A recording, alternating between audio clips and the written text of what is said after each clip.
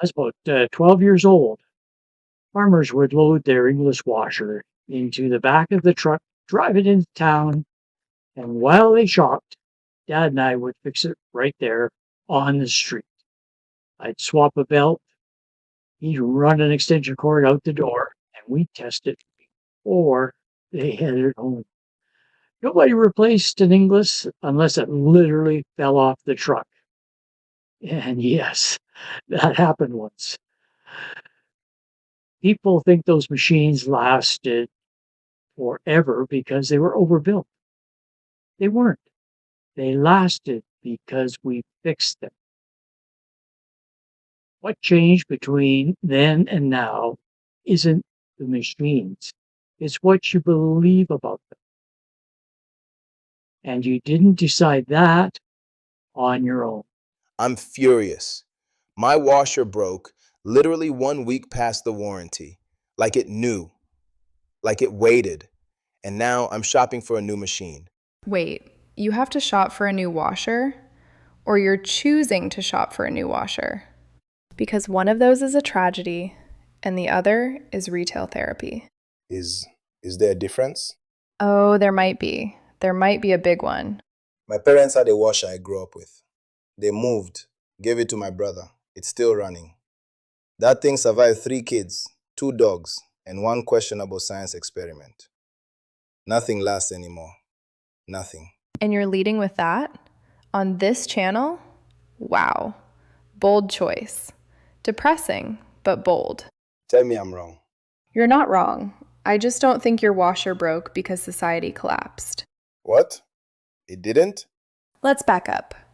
When you bought it, was it a good deal? I shopped around. At the time, it was great value.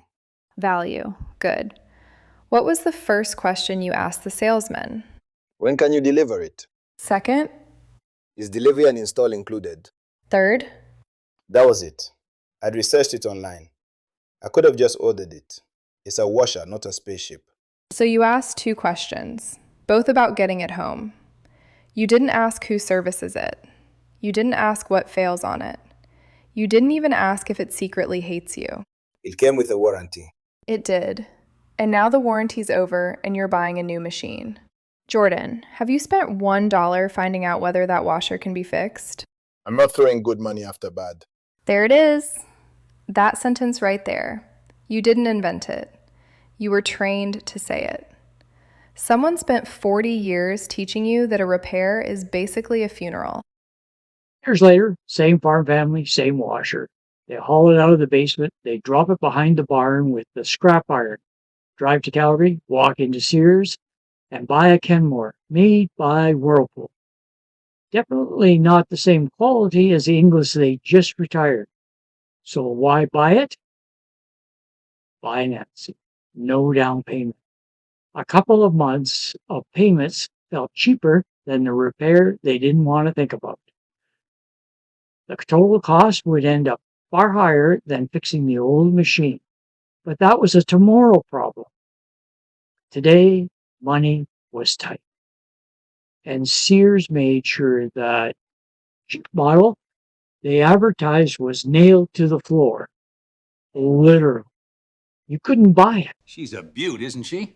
Simple but effective. I don't know. Looks a bit flimsy to me. Salesperson's job was to move you up the lineup. Oh, so sorry, sir. This model is all sold out. For a few dollars a month more, we got some over there your wife will love. One small monthly payment at a time. And that was the moment customer mindset shifted. Repairs became end of life. Price and features became value. Lifespan and total cost of ownership stopped mattering. Whirlpool saw this shift and leaned into it. They didn't want to build tanks anymore. They wanted products that were good enough, affordable up front, and would bring the customer back sooner. Over time, they bought brands, retired the products, and kept the badges. If you remember that old workhorse Inglis, that is just one example of a company Whirlpool bought, retired the product and plugged a cheaper machine under the bed. You'd buy a Maytag or a Kenmore or something else with a different name, same product, different bag. If you're unhappy with your Whirlpool, you'd buy a Maytag or a Kenmore or something else with a different name, but Whirlpool still got paid. Sears and Whirlpool taught customers to see it differently and to replace more often than repair. Today's products aren't much different. A part fails, and you can replace the part or replace the machine.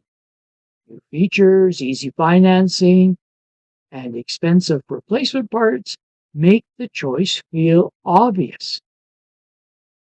And with lighter, cheaper cabinets, old machines look old quicker. That's how we got it.